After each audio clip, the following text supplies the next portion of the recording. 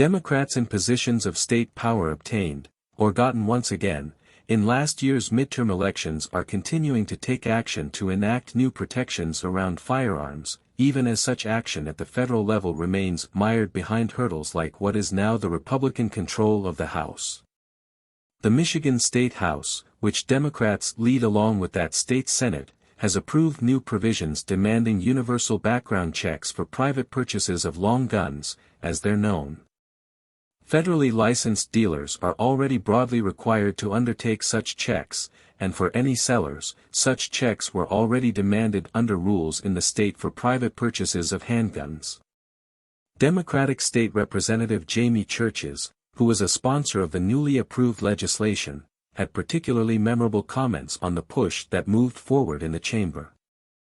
"This package will not take anything away from gun owners," Churches said. "It will merely be an inconvenience to you, the same way you inconvenience my curriculum, so I have to teach my kids survival." Churches is a former teacher. Besides their legislative control in both chambers, which is new following the 2022 midterms, Democrats also hold the role of governor in Michigan, no matter the Republican vitriol consistently directed, even from Donald Trump, towards Gretchen Whitmer, the incumbent, who won another term last year.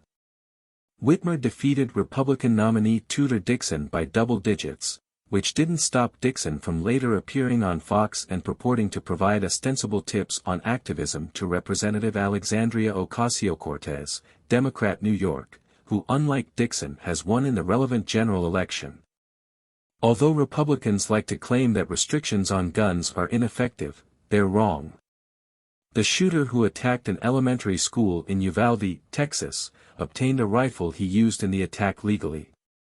Different laws could have meant the massacre didn't happen.